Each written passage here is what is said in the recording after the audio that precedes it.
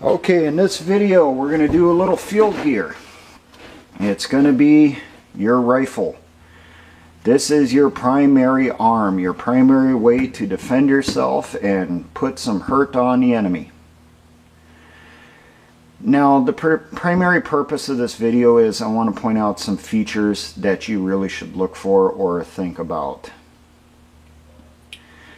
A big issue I see out there in the militia community is people have got it in the head they have to get the most expensive rifle they can get and put on as many gadgets on it as they possibly can fit. That kind of goes contrary to what is the purpose of the rifle. Now, the accessories you put on a rifle are ones that you need for a mission to make it easier for you. So if you're not a designated marksman, you might not need that scope. Okay, and if you need a scope, you may not need that big huge one that can reach out to 1,000 yards if all you got is a freaking M forgery. You need something that'll cover closer in. Say maybe to that 500 to 800 meter at most, and 800 you're really pushing it. Now, first I'll just say this. These are the two primary types of weapons I recommend for in the militia in the United States. An AR-15 M4 type rifle chambered in 5.56 millimeter NATO, and a G3 HK91 clone type rifle chambered in .308 Winchester. A rifle chambered in 5.56 will also take .223 Remington, so it will take civilian ammunition and military issue. The rifle chambered in .308 will take civilian .308 Winchester and also 7.62 millimeter NATO. A rifle chambered in 7.62 NATO will not necessarily take .308 Winchester, and trust me on this, I found this out the hard way. A rifle chambered in .223 Remington will not reliably and consistently fire military issue 5.56 millimeter. Like I said, I found it out the hard way. So, first off, we'll jump up here on the M forgery. Basic features on this, or the individual parts I should point out. From the very front, we have a compensator. This is not a flash hider, it is a compensator. The top of it is ported, the bottom of it isn't. So as you're firing, gases are vented upwards to push the barrel downwards. Because normally when you fire, the barrel will jump. This compensates for that by putting that gas upwards, so it's not going to jump upward as far, so that you'll be able to put in a return shot or a follow-on shot a lot quicker. You obviously have your barrel, and remember on an M forgery, the barrels are 16-inch. The military M4s are 14-inch. So you will have problems with mounting a bayonet, which I will get up to. So we go back on the barrel. We have our front sight. On the front sight, you have your bayonet lug here. I recommend you have a bayonet lug. There's a lot of rifles that do not have it. I have heard that under international law, the rifle can be considered, if you're caught with the rifle, you can only be considered a soldier if you have a military arm and you have a distinguishing uniform. And under the criteria for a military arm, one of the things they mention in there is a bayonet lug. That's one of the reasons why the anti-gunners go hard against them. Because if they catch you on the battlefield, your rifle does not have a bayonet lug, they can say you're a terrorist or a criminal, which means there is no protections under international law. They can shoot you right then and there, or they can torture you if they so feel like it, and there's no repercussions in the judicial system.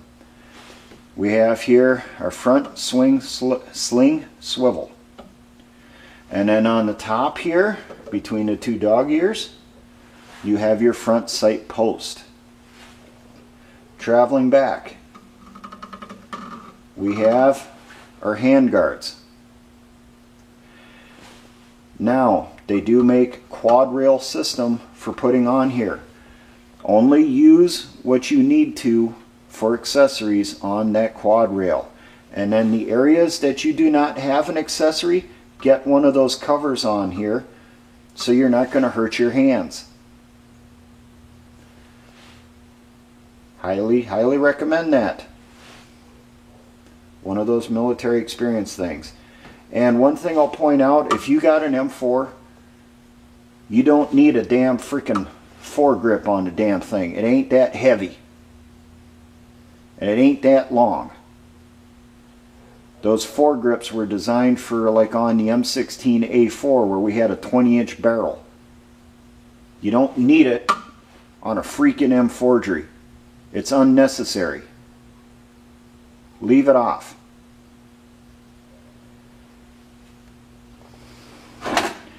Traveling back, we have our handguard retaining nut here, or clamp, clip. I don't remember the specific name for it. But this little thing here, you pop it back so you can take your handguards off and also put it on. And inside here, running across the top from your front sight back to your upper receiver, you have your gas tube. Do not damage the gas tube. Also, do not put any type of cleaner or solvent inside the gas tube. It will cause you nothing but problems. Farther back, we have our receivers. Lower receiver, upper receiver. We have on here our carrying handle. This one is removable. If you get a scope for mounting on your AR, carry a spare carrying handle, because guess what? Glass breaks, and what's inside a scope? Glass. You don't want to be out in the middle of the woods somewhere, drop your rifle, crack your scope, and then have no real way of using that rifle. So get one of these carrying handles, carry it inside your rucksack. Or there are rifles out there, and I think these are abominations. They do not have a front sight. They have a little quad rail on it, and all they have is the flat top here with the Picatinny rail. If you have one of those rifles and you mount a scope on here, I highly recommend you get the flip up sights. So you get the little unit that gets mounted on the front here that you can flip up, that gives you your front sight post. And then on the back here, you'll have a little flip up that'll give you the rear sight aperture that is adjustable, so that you have iron sights on your rifle. Iron sights are a must, okay? That is something you must have. Don't consider it unnecessary because you got yourself a fancy ass scope that costs $1,500 or whatever. And yes, there are scopes out there that are like that, and there are people that show them off in the militia that, hey, they got the scope that costs as much as a damn rifle. Get iron sights. Your stupid scope will break sooner or later. Have that backup. And know how to adjust your freaking sights. Go through in your unit once a year, have a range where you set up for zeroing your sights. Do it. So if you have to go back to your iron sights in emergency, they're already dialed in. Now, we have here the charging handle on the back. We have here on the side a forward assist. This is another feature that is getting left off of ARs. There is a reason this damn thing is on here. Go and read about the mistakes and the deaths that were caused with the original M16A nothing in Vietnam. This was a feature they put on the M16A1, and it saved lives.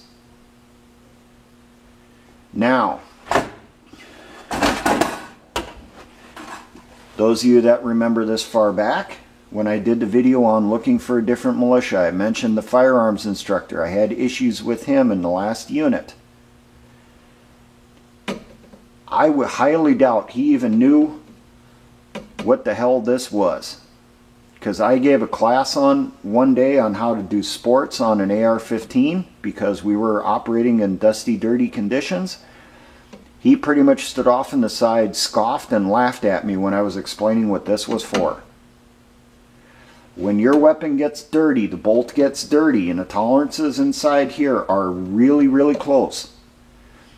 Everything starts to lock up.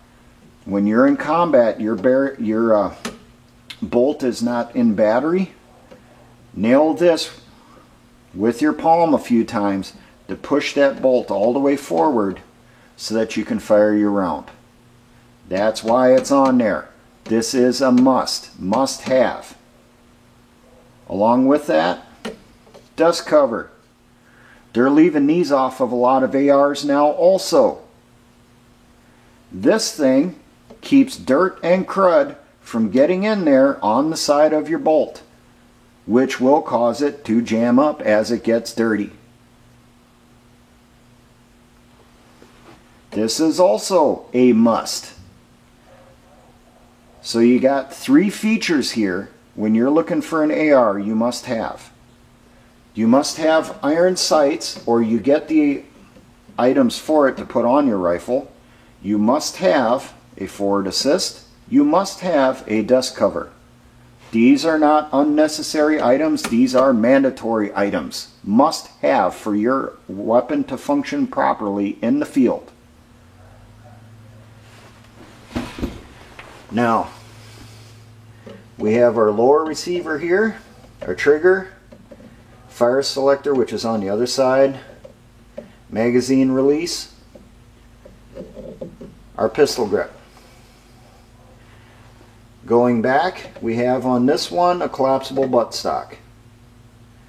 Now, with the ARs, I recommend get a hold of the little pouch to put on the side for carrying a magazine, so that you have an additional magazine on your weapon that you can grab quickly in an emergency.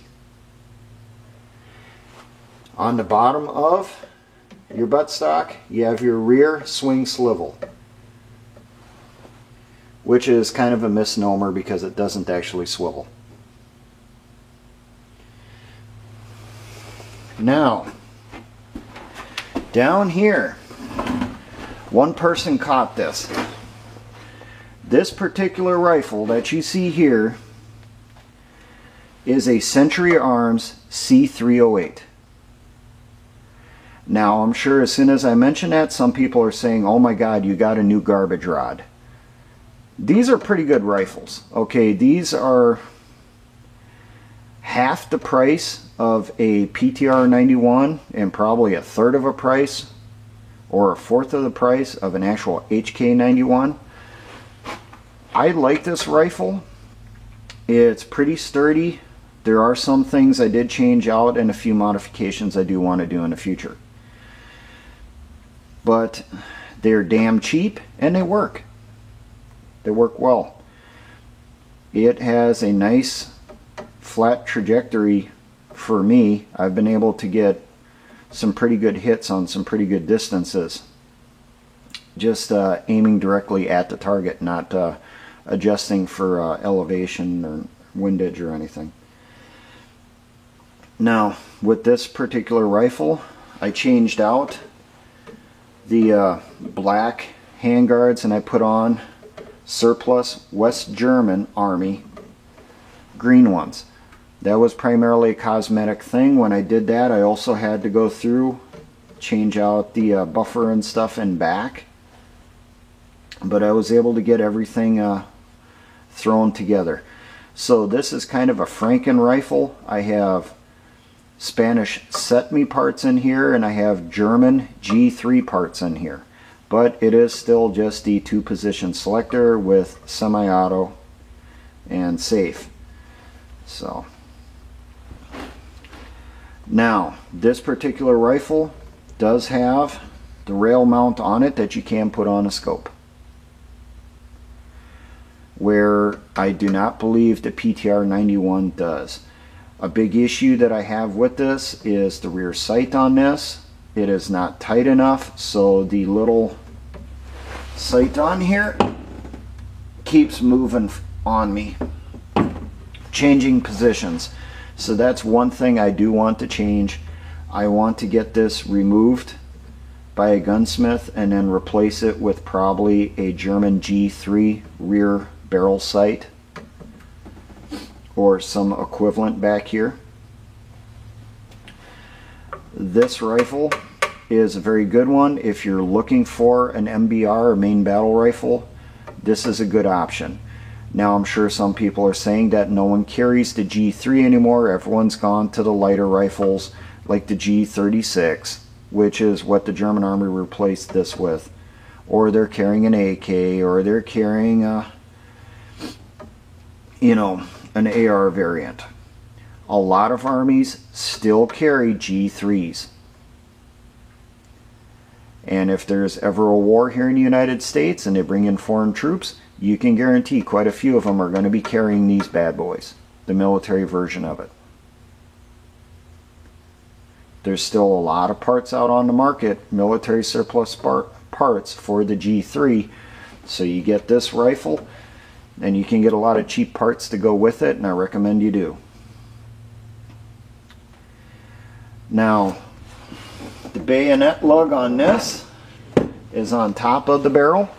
This particular one is a Set-Me, C-E-T-M-E bayonet lug. This is a Set-Me bayonet. This is a Spanish Bolo bayonet, if I remember correctly. You can see by the curve on the blade there. These are fairly cheap right now. They're coming in decent numbers out of Spain, actual military surplus ones, and there are a few knockoffs. I think this is a knockoff one because I do not have a serial number on it that I can see. The actual military ones are supposed to have serial numbers. Now, how they mount on. These go over the barrel, so we line up on the edge. And then on the back here, lock it in. Goes over the top of the barrel. To remove it, press a little button, slides off. Now the actual G3 ones, their bayonets have a little stud on the back, and there's a little receptacle in here, and it slides into the little receptacle holding it in place. So if you get an HK type variant, a Set-Me variant, make sure you get the correct bayonet for it. Now, magazines.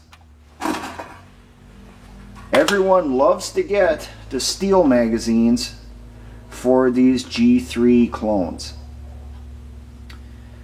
My issue with the steel ones is a lot of them that are on the market are rusty. They are not grade 1 condition. They are grade 2s, grade 3s. So I get the cheap aluminum ones. And you know what? They work. Okay? There's nothing wrong with them. Plus, they're pretty cheap. Not as cheap as what they were a couple years ago when you could get them $1 a piece, but I can still find them for $4 or less per magazine. That's pretty cheap when compared to an M16 magazine. Now, the M16 magazines. Something for you to think about. The military issues aluminum magazines, and they issue them for a reason. Now someone's probably going to say that, well, it's just because they were cheap back in the 60s. Well, I'm sure that has a lot to do with it. I live in the northern part of the United States. I deal with cold, I deal with snow. Now, one thing that happens in the Great White North here, plastic, when it is outdoors over winter, degrades, it crumbles, it falls apart. So when I get magazines, I get the metal ones. I either get the steel ones or the aluminum ones. The aluminum ones are usually a bit cheaper. A modification that I have not done to mine that I need to do yet, on the bottom here. In winter time, when you're dealing with gloves, things are getting slippery, getting icy. You got a little hole here in the bottom. Take the floor plate off, run some 550 cord through here as a loop right through the hole. Put yourself a big knot on the inside, the loop hanging out the bottom. So in winter time, you're trying to take the magazine out, your hand's slipping off, put it inside that loop, get a couple fingers in there, pull down, and remove the magazine.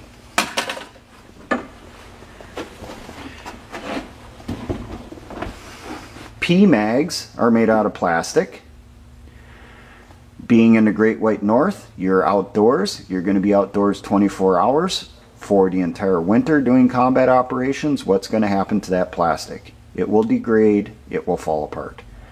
May not be in the first winter, but by the second winter, they're probably not going to be doing too good. Where these things, I can use them in the first winter, the second winter, the third winter, the 10th winter if need be. These will still be out there, still working. Where the P-mags will be in pieces laying on the ground somewhere. Forgotten. So, recommendation, get metal magazines. I understand the P-mags are cheaper. If you're down south in the US, P-mags are probably a good option. But if you're in the northern part of the US, especially farther northern part of the US, get the metal ones. They won't degrade as bad. And if you get the cheap ones like, or the smooth ones like this, you got that little modification that soldiers do to their magazines that you can do also. Pretty cheaply. Just using a piece of 550 cord. So, those are some things I was going to point out on rifles. These are my two main recommendations that you should look for rifles. An AR-15 variant, chambered in 5.56. A G3 HK91 type variant, chambered in .308 Winchester. These two rifles are cheap, and you're not going to go wrong. There's a lot of parts on the market for both of these. And for this thing, a lot of military grade parts that are on the market. Some used, some brand new. Get as many as you can. Stock up on them. Standardize the weapons somewhat in your units. I understand for new members in militia, you use the weapon you have. But you have that little goal established of what a person should go for. Now, I'm sure someone's going to put in the comments here saying I shouldn't recommend this. I should be recommending a M14 clone, the Springfield M1A. Well, guess what? This thing is half the price of an M1A. I want to get one someday. I just can't afford the damn thing. The base price for one in my area starts at $1,500, and they go a lot more than that. And that's for a no-frills Springfield M1A. This thing, I think I spent like $700. Huge difference, huh? I was able to get this, and if I do it in comparison, I could get two of these for a single M1A, plus a whole buttload of magazines.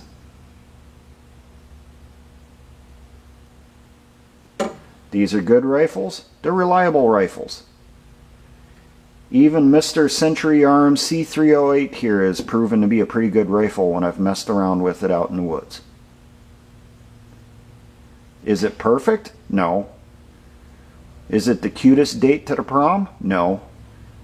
But guess what? You get her in the back seat of a car, she's still going to do the job, won't she? So, there you go. My little recommendations for militia rifles for in the United States. Now, for all my engineer brothers in the Patriot and militia movements, always remember, essayons.